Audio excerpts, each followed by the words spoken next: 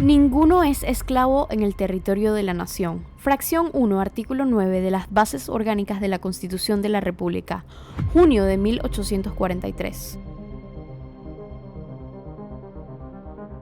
México, tierra de libertad. Este documental va dedicado al valiente pueblo de México, cuya tierra ha sido santuario para quienes escapan de la opresión y para nuestros antepasados afroamericanos que buscaron la libertad proclamada por México y contribuyeron a defenderla. En el siglo XIX, cuando el sur de los Estados Unidos se distinguía por su defensa aún de la esclavitud, México defendía la libertad de todos y todas. La libertad proclamada por las leyes mexicanas incluía todo Texas. La extensión y la presión subían en la frontera, en particular en San Antonio, Texas. En 1833, en la Misión San José, ocurrió un tiroteo que tuvo un gran impacto, poco conocido, pero significativo, a lo largo de esta lucha mexicana por la igualdad y la libertad. 5 hombres escaparon de la esclavitud en 1833. Vivían libres en San Antonio, Texas, protegidos por las leyes y autoridades mexicanas y por la comunidad texana. Fueron perseguidos por cazadores de esclavos ilegales que invadieron ilegalmente a San Antonio. Pero en la Misión San José se encontraron con José María Jesús Carvajal, quien era uno de los oficiales de la Guardia Mexicana y les brindó de su protección. Su enemigo, Henry Brown, un cazador de esclavos cuyo legado aún persiste en Texas, no estaba dispuesto a permitir la protección de dichos refugiados. Irónicamente, la historia de Texas exalta a Brown, incluso nombrando un county por él. Pero, para aquellos que tuvieron un gran impacto defendiendo la libertad, tal y como Carvajal hizo, nadie se acuerda. Peter y John, quienes eran parte de este grupo de 5 hombres, habían escapado recientemente de la colonia Austin. En cuestión de meses, habían sido secuestrados una vez y habían logrado escapar de nuevo y regresado a San Antonio, incluso 2 veces. Estos 2 últimos hombres eran esclavizados por Thompson. Siguieron en libertad gracias a Carvajal, pero unos meses después, Samuel Williams terminó matando a Peter y a John en San Antonio, bajo el pretexto de defensa propia. Mucho antes de que el ferrocarril subterráneo se convirtiera en un símbolo de resistencia, en el norte hacia Canadá, en el sur hacia Texas y otras zonas fronterizas, los habitantes mexicanos de Texas, quienes eran despreciados como grazers, según los anglosajones de la época, ayudaban a los fugitivos para escaparse de la esclavitud.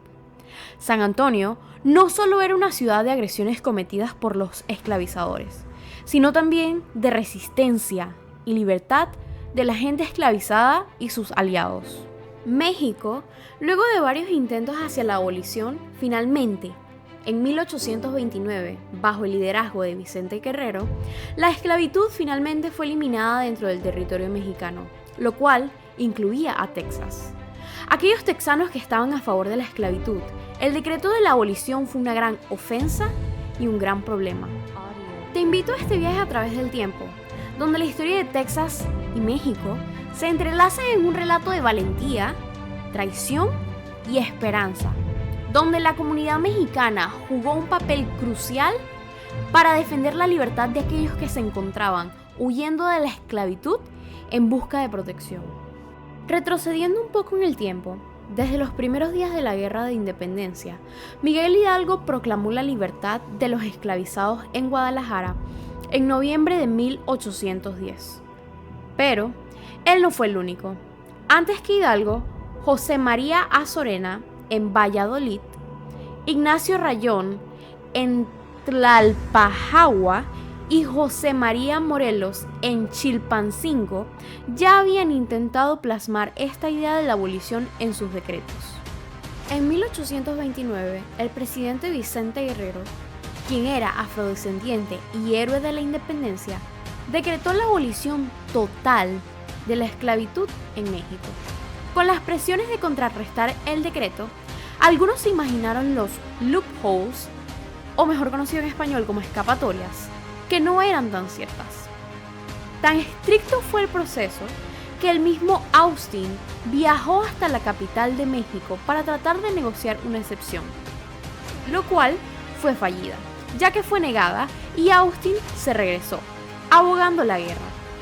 Esa causa fue condenada como traición y Austin fue encarcelado en México.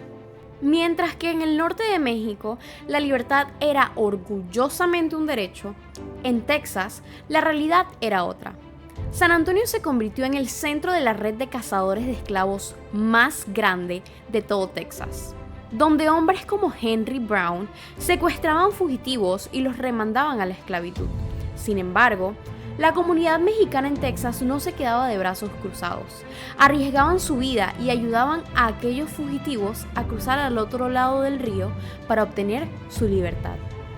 Durante décadas, la historia de estos fugitivos había quedado silenciada y en el olvido. Pero, en 2023, con casi 190 años después, su lucha fue reconocida oficialmente en la Red Nacional de Ferrocarriles Subterráneos, reviviendo el reconocimiento de México como tierra de libertad, recordándonos que la abolición no solo fue una ley, sino una resistencia. Luego de analizar y revivir el reconocimiento de México como tierra de libertad, Estados Unidos no se quedó de brazos cruzados. En 1855, James Callahan lideró una expedición para cruzar la frontera y castigar a México por proteger a los esclavos. Su objetivo era demostrar que Texas no toleraría ni refugios ni protección de libertad para sus esclavos. En 1855, Callahan lideró un ataque en Piedras Negras, saqueando y quemando la ciudad mexicana como venganza. Lo que comenzó como una misión contra presuntos ladrones, terminó como un acto de guerra no oficial, avivando tensiones entre México y Estados Unidos. México denunció el ataque como una violación de su soberanía, mientras que Texas lo vio como una celebración. Callahan, su héroe. Este conflicto, alimentado por la esclavitud, mostró que la lucha por la libertad no tiene fronteras. Por ello, este documental honra la resistencia del valiente pueblo de México y de los antepasados afroamericanos, que, en su lucha por la libertad, desafiaron las barreras impuestas por la opresión y la injusticia.